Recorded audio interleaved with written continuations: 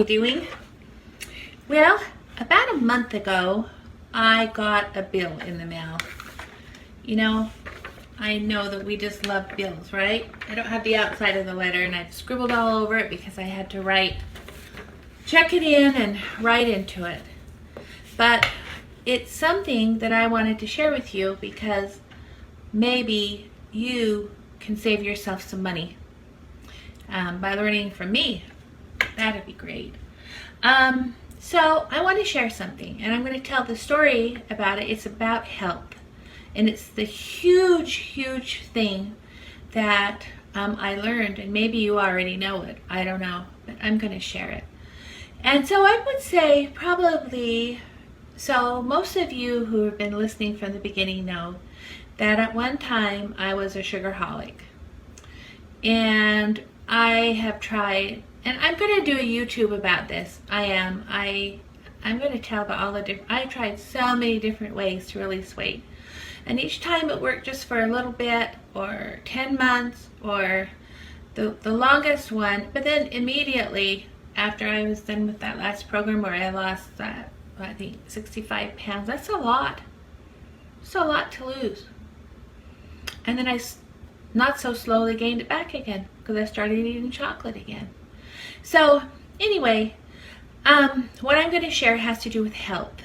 And so some of you know that I used to be addicted to chocolate and donuts and cookies, and every time I went to the store, I just had to buy something. I thought it made me happy.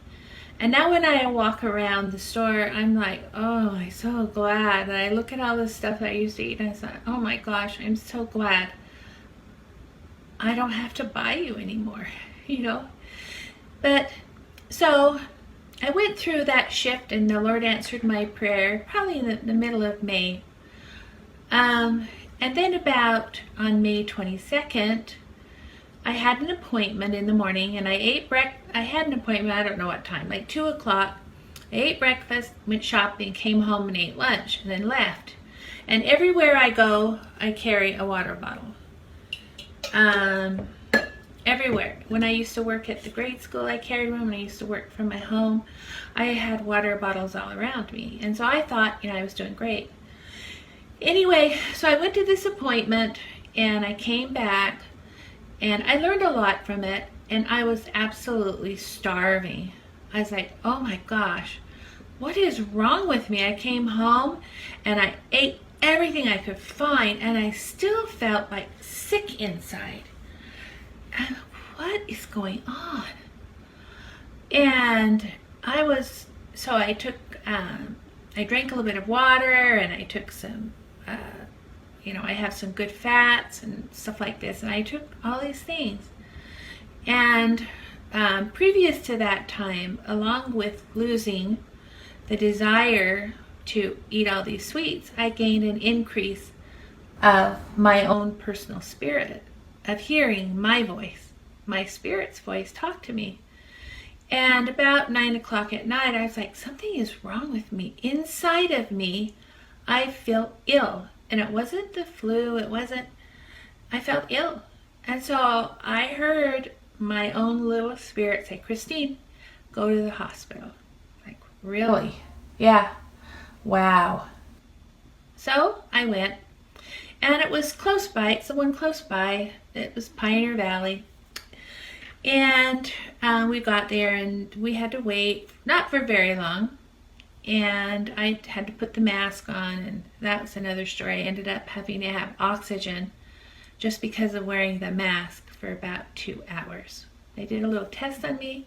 I'm going to tell you what they found out. So I had a really good consultation with the doctor because I know that I'm an integral part of my health.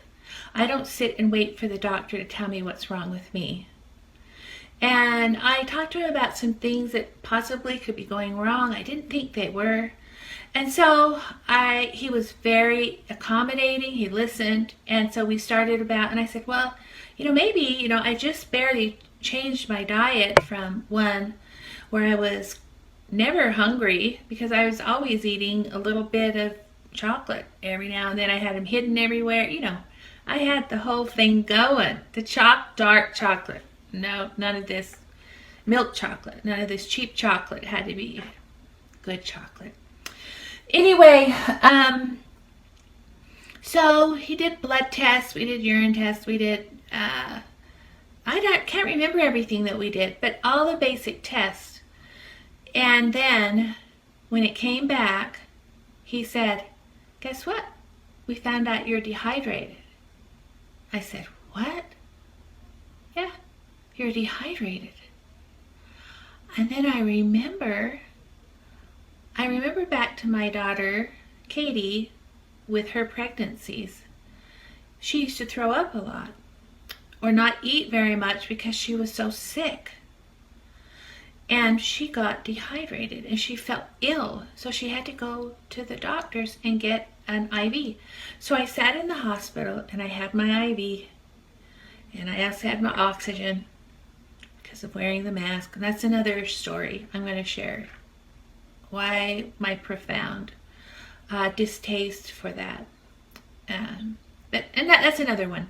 But anyway, so that was so fascinating for me. And so I sat there and had my IV and I felt so much better after. And I realized, oh my gosh, I wasn't drinking enough. I carry this around and I take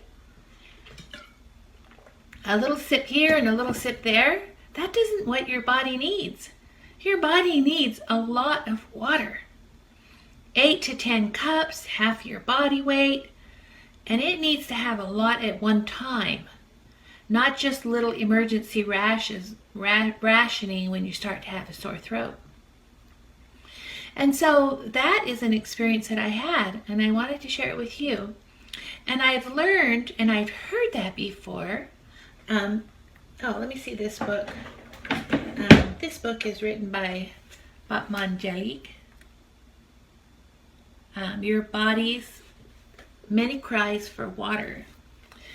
And I used to have a chiropractor that did a health show. He was an upper cervical chiropractor, a NUCA one. And so they're different than the kind of bone crunching ones. But I loved his passion for learning, and I learned a lot. So I bought that book. And I knew underneath that your mind sends signals when it's hungry. And so you have to decide, is it food or water? Food or water? And usually people choose food. And I learned so much from that. It was a very expensive lesson. I think the hospital bill, my portion is $800. And then we're going to have the medical doctor. I assume he might be more. I think his bill was $3,000 for spending a few hours with me. He was very attentive and he listened to my suggestions, and we checked all possibilities of why could be what was going on with me that I felt so ill inside. And so my body's been trying to talk to me. And as I was looking through my journals, and I realized that I can remember one dream in particular where my body was trying to tell me I needed more water. And I've been looking through all my journals, and I have a lot of them, and it brought up a lot of interesting memories, and I realized that I struggled. I had 5 children, and in one of them I wrote, I said, oh, how can I ever have more kids? They don't listen. I'm yelling all the time, and I don't want to be this way. I want to have the spirit in my house. I want to have peace and tranquility. I'm going to really work on this. And so, I struggle just like all of you moms out there. I do too. We're all in the same boat. I came unhinged when my house wasn't clean because, I used to think that my worth depended on how clean my house was. But anyway, I did end up finding one dream that I had totally forgotten about, and I'm going to share that now. Hello, so I have these journals in my office. Since we've moved, I have them all together now. I've been looking through them all. I still have about 6 of them to go through to find a particular dream that I wanted to share with you. So the loose leaves on the side are the newer ones, my personal history and ideas that I've had just recently, and the other ones are from all the years passed. Hello, so here is this is the journal. It has 2001, 2002, 2004, and when I moved from my old house, I had journals everywhere, and so sometimes I'd write in one journal that was in my dresser, or I'd go to another room and write in another one. It was all over the place. But this dream is powerful, and it's November 29th, 2003. Last night I had two interesting dreams. In one dream, an animal had to pull the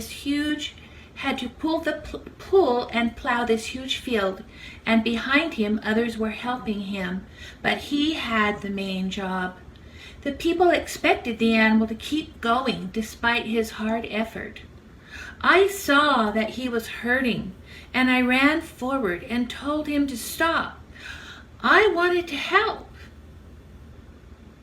Last night I woke up with a very, very dry throat.